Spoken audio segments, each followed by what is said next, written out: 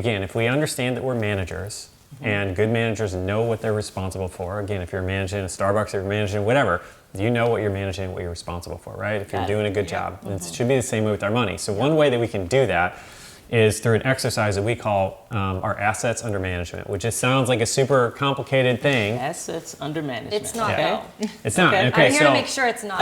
Yeah, You the keep book, it the we book can does depend have on you to simple keep in the it title, simple. so It it's does. supposed to That's be right. simple, Simple not money, rich complicated. all right, so don't worry Right. about the term. So that term is one that financial advisors and investment managers will use to say, this is how much money I'm responsible for managing.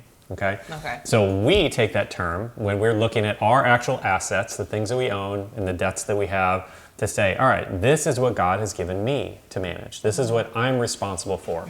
And so we just have a sheet, a worksheet that we take all of our students through.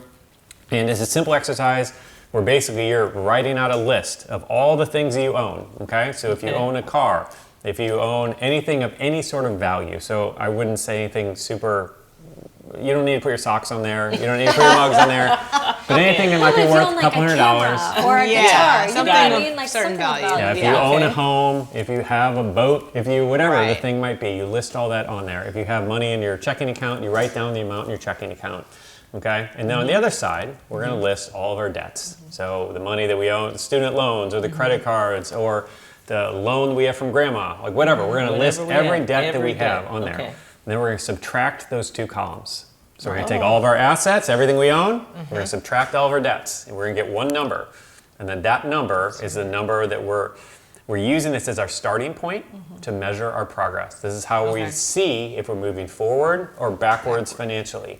Okay. Okay. Okay? Now, what about your home? When you talk about you own your home, does Yeah. it mean you put it down there if it's paid off? That would be If right. it's I was not, going to ask how do you that. do that? Both That's ways. So if you Put it own in- it, okay. what's the value of your home? What's the value of that your goes home? on the asset side. Got If it. you could Then sell what it do you- today, okay. what would Yeah. it be Okay. listed Yeah. for? Okay. But it would And then also on the be debt under debt, what side, you still you have a own. mortgage. Okay. Right. So this is like the most basic accounting you can do. And so this number is what a lot of people will call their net worth. Net worth, right? But we don't love that term You don't love that because, well, the main reason is I don't want any number defining my Your worth. worth. Come on. Right. Like, That's Come good. on. That's good. what does Jesus say that I'm worth? It's Right. not worth my number, whether it's 10 million or whether it's negative 10 million. Right. Right. Like, and so many people Yeah. define themselves by the number, and that just doesn't sit well with us. So Right. good. You know? Well, Yeah, yeah, and the and it other thing shouldn't. is, I mean, you were saying this earlier. It's like we are responsible for something, and this Right. just calling it assets under management reminds us every single time that we say that That we're managers. that we are just the managers. Right. We're not the owners. We're the managers. Yeah.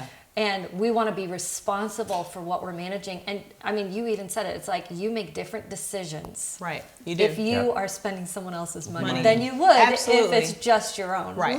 Absolutely. And that is 100%. really powerful to just really get that into your soul and start thinking through like, okay, this is a tool that I'm managing for someone else and I want to honor God with it. Absolutely. Yeah. It's great. And so this exercise, again, whether you use a sheet, whether you do it on a piece of paper, on a spreadsheet, it doesn't really matter. But this exercise, we get this number. This is our starting point. This is how we measure our progress. Okay. You know, so if we're going to a weight loss program or whatever, we'd step on a scale to see where we are, Right. Yes. so that we can measure to see if what we're doing is working or yielding any fruit. Yes. And that's what this does. Okay. So now, Yeah. when we're doing everything else, we see, are we making progress or are we not? Right. You know? Okay. And the first time we did this, we had a negative number of like, it was like negative 14,000 or something like that. Negative 13,000, like He remembers 940, like, And What 22 did I tell cents. you? Yes, he knows prayed for exactly it, the you number. prayed for it. Yes, you got exactly what you prayed for. Prayers.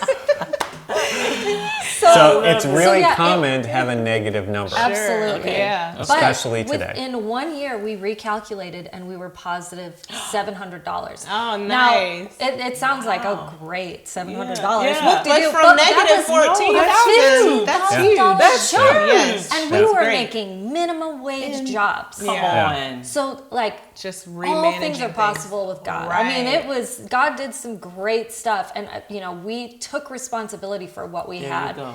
And man, Wow. it doesn't take as long as you long. think. Yeah, Yeah, I was you just do it about to right. ask that. Kind of what should people, like, what's a realistic time frame to check in? Because if it's like 2 months, I haven't made Yeah. any progress, you Yeah. could get discouraged. But like, Oh, yeah. but you say like, you know, every year you should Yeah. see a Or 6 significant, months. or 6 months, like kind of what's a realistic? Yeah, we've done this really for the last 17 years, every 6 to 12 months. Okay. So generally at least once a year. Sure. Because that's a good amount. Something should have changed in there Yeah. at that point. Yeah. A year. Okay. And what I love about this, because some people will just measure your debt, and that's the only way to measure your financial progress. How much debt do I have?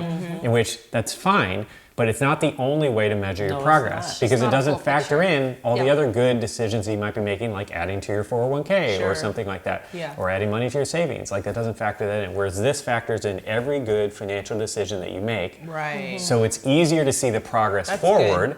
It's more encouraging Makes as you're sense, making yeah. those. Every good Changes. decision moves this number forward.